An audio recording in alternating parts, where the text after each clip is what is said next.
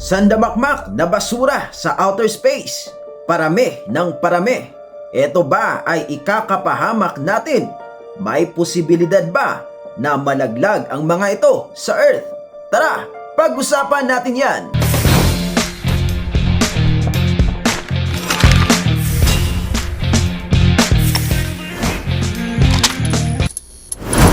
What's up? Kumusta mga Evadgers? Welcome back na naman po dito sa ating munting channel. Kung first time mo pa lang, isubscribe mo na yan. Sa araw na to, pag-usapan po natin ang isang napakalaking suliranin na kinakaharap po ngayon ng mga astronaut at mga scientist. Ito po ang mga basura na nakatambak sa outer space na malapit po sa ating planeta.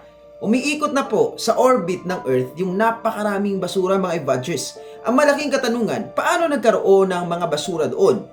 Pangalawa, bakit mapapahamak o posibleng mapahamak ang mga tao dahil sa mga basurang ito? Pangatlo, ano ba ang dapat na maging solusyon? At pang-apat po, sino ba ang dapat sisihin sa pagdami ng basura sa outer space? So tambak na po talaga mga Evadgers ang basura na umiikot sa ating planeta. Ito ay umiikot sa ating orbit mga Evadgers. Ngayon, ayon sa pag-aaral ng BBC Earth Lab, ang mga basurang ito ay nalalaglag sa Earth araw-araw. Merong average na isang basura na nalalaglag po sa ating planeta at araw-araw po yun ha. Ngayon, ang masaklap dyan, merong natatamaan na tao. Katunayan nga, noong 1979, ang kaisa-isang tao sa kasaysayan na natamaan ng basura galing sa outer space ay si Lucy Williams. Ngayon, si Lucy Williams, habang siya ay nag-exercise, nagulat siya na merong nalaglag sa kanyang likod. At nung in-examine ito pala ay galing sa outer space na basura ng mga satellites at mga rockets, mga Evadgers. Pero okay naman si Lucy Williams nung siya ay natamaan kasi maliit lang po yung tumama sa kanya kasing laki lang ng isang CD.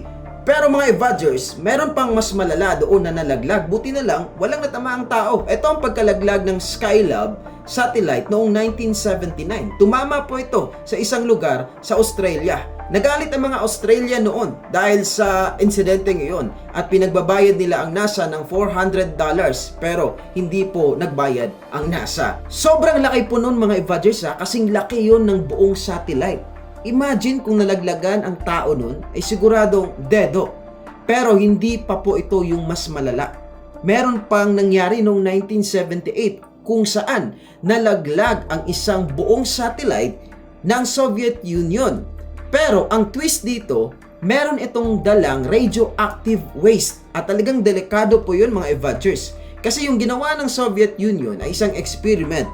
Ngayon, yung kanilang rocket ay nuclear powdered rocket mga Evadgers o nuclear powdered satellite.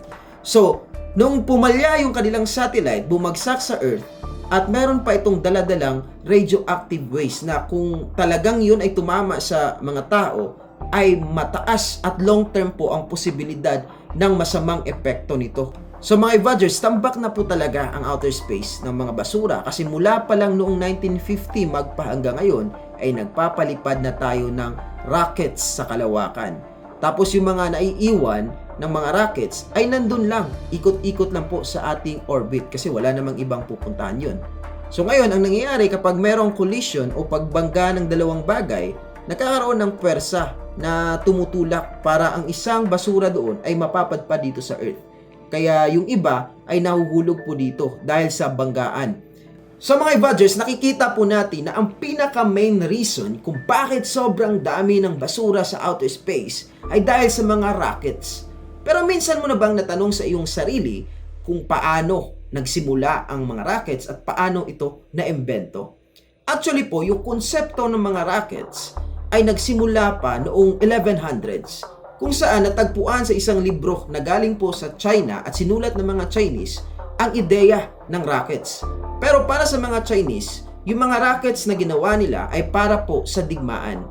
At ito ay nakita ng mga Europeans kaya noong 1600s, naging konsepto na po ang rockets bilang pang-travel sa outer space. So tinawag nila itong space rocket. Pero ito lamang ay science fiction mga Evadgers. Hanggang sa 1800s, sobrang sikat ng space rocket concept bilang isang science fiction.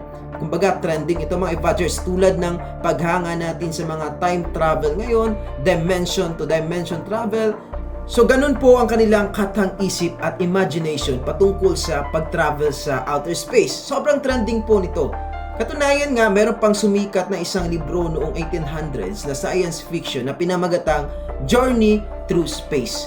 At dahil nga pinag-uusapan itong pag-travel sa space mga Evadgers, marami ang na-curious na mga matatalino.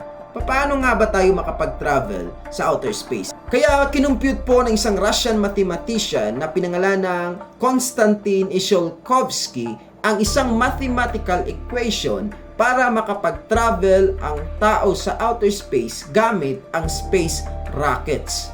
At pagkatapos po, in-enhance ito ng mga French at mga German. Tapos noong 1942, matagumpay nga na nakapagpalipad ng rockets ang mga German, mga Evadgers. So technically speaking po, ang Germany ang kauna-unahang bansa na matagumpay na nakapagpalipad ng rocket sa outer space at nakapagpadala ng first man-made object sa outer space. So noong 1946 po, humabol ang Amerika sa space race at nagpadala sila ng rockets. Ngayon, yung rocket na yun, ang kauna-unahang rocket na nakakuha ng first ever photograph of outer space. So kahit tapos na po ang World War II sa panahon na ito, meron pa ring nagaganap na tensyon sa pagitan ng Soviet Union at USA. Ngayon po mga Evadgers, dahil kanya-kanyang pasikatan na sila, noong 1957, pinakitaan ng Soviet Union ang Amerika. Sila ang kauna-unahang nakapagpadala ng satellite sa outer space. Ito po ang Sputnik 1. Tapos nasundan pa ito ng pagpunta ni Yuri Gagarin na isang Russian. Nakapagpadala ulit sila ng first ever man on space. Tapos sila rin ang kauna-unahang nakapag-landing ng satellite sa Mars. So technically speaking, natalo po talaga ang Amerika sapagkat ang kanilang first ever lamang ay yung kanilang pagpunta sa buwan. Si Neil Armstrong ang kauna-unahang tao sa moon. Sa kabila po ng tagumpay ng tao sa pagpunta sa outer space, ay meron naman itong kapalit na consequence. Ito nga po ang tambak na sandamakmak na basura na nag-orbit sa ating Earth.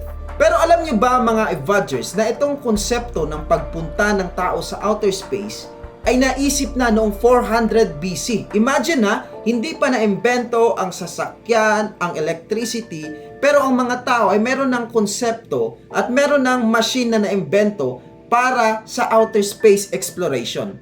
Ito po ang naimbento ni Archytas. Archytas po ay isang Greek philosopher, mathematician, at isang tao na may posisyon noon sa Greece.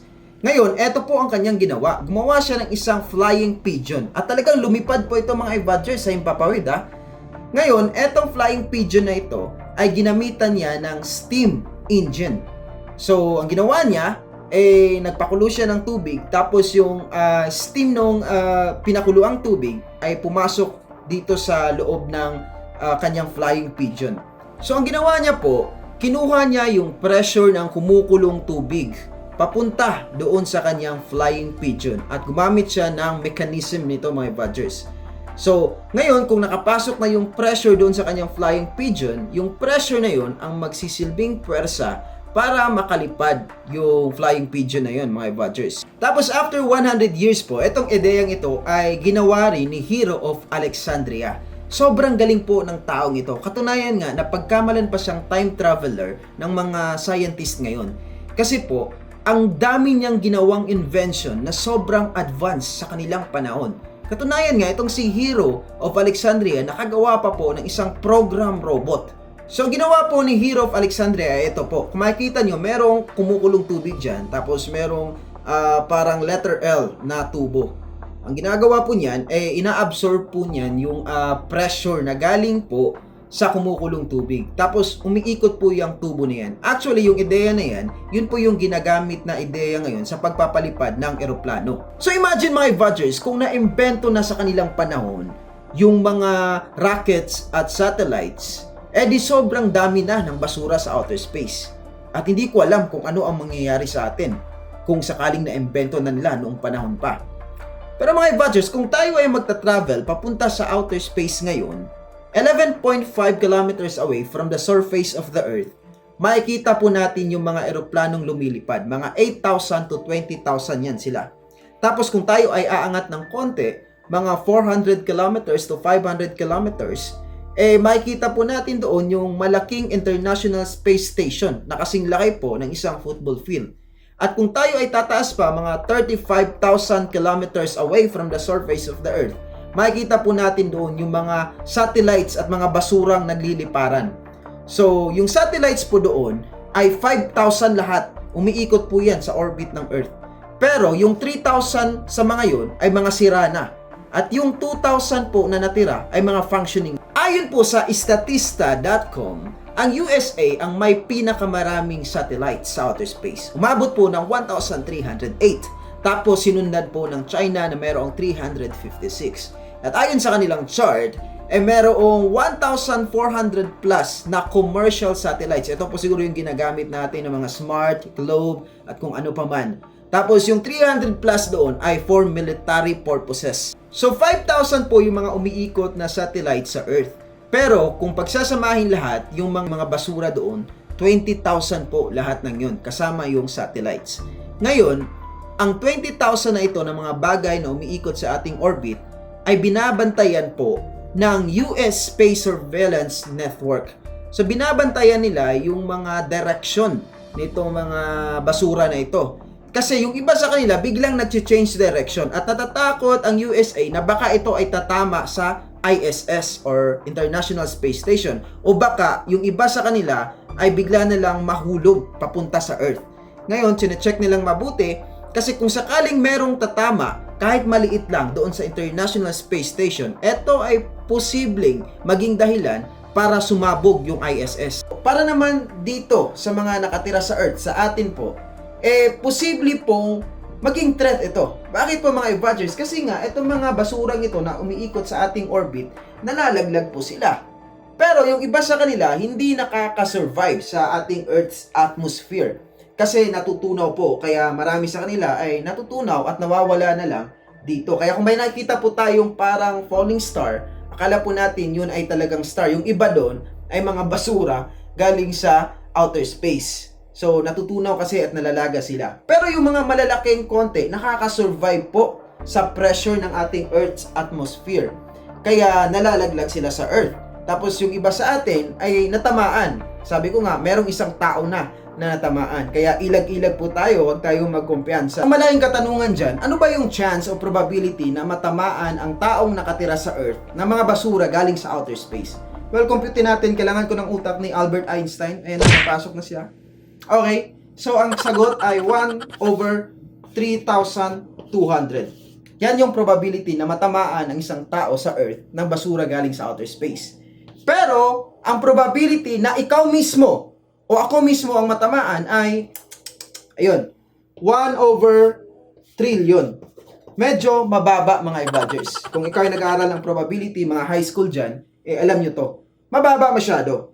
So, mas mataas pa yung chance na ikaw ay matamaan ng kidlat o di kaya mahulugan ng buko kaysa sa matamaan ng basura galing sa outer space. Kaya hindi siya ganun ka delikado. At hindi po ako nag-compute nun. Si Mark Matney from NASA. And I think that's all for today's vlog. Para sa marami pang konspirasiya, kakaibang kwento, political issue, at mga reaksyon, patuloy lang na tumutok dito. Ako po si Evad PUP. Mabuhay ang bansang Pilipinas. Peace out!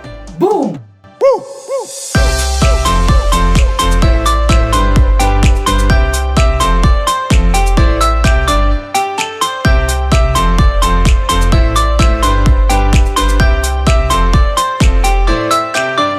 Yes.